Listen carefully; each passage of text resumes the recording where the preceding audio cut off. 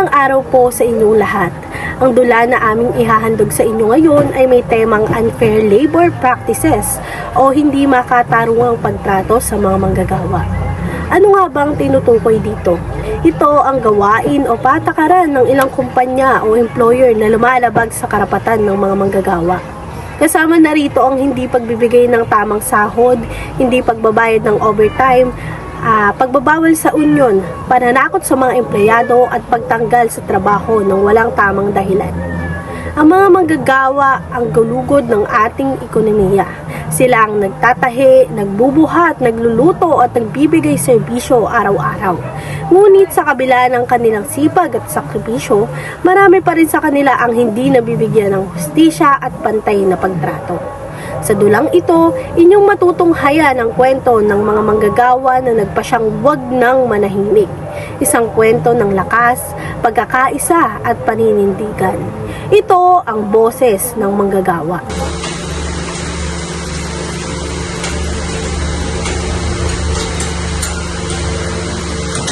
Ano guys, break time na.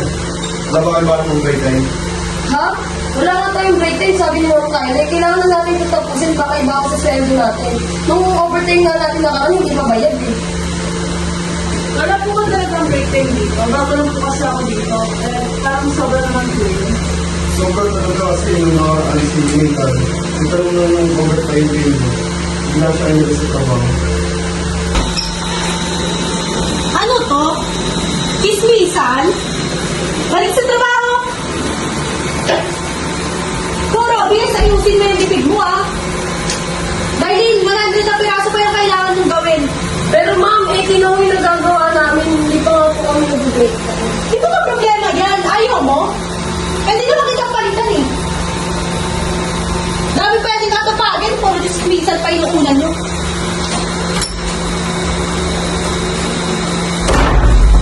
Ganyan na talaga dito. Yun talaga dito. Pero hindi nabalitaan ko sa ibang mundo. Tinutulungan yung mga manggagawa. Baka oras na. Pagod ko na nga dito, Robin. Ngayon lang ako natakot at napagod.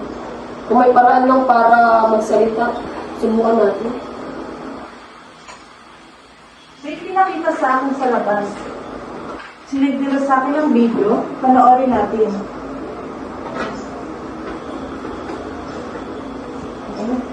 May karapatan ang bawat manggagawa sa makatarungang pasahod, oras ng pahinga at ligtas na lugar sa pinagtatrabahuhan. Kung kayo man ay naaabuso, kami ay handang tumulong. Sama-sama tayo, may laban tayo. Salamat, Charlotte, ah.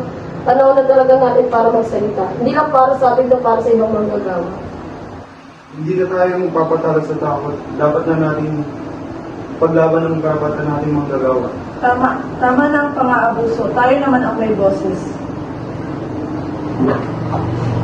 Sa bawat pag-ikot ng makina, sa bawat patak ng pawis, ay may kwento ng sakripisyo at pangarap. Ang mga manggagawa ay hindi lamang bahagi ng produksyon. Sila ay may dignidad, may boses at higit sa lahat, may karapatan. Naway magsilbing paalala ang dulang ito na ang hustisya sa paggawa ay hindi lamang para sa iilan, kundi para sa lahat. Kapag kakaisa, may lakas at sa lakas ay may pagbabago. Maraming salamat po at naway bitbitin natin ang aral ng boses ng mga manggagawa.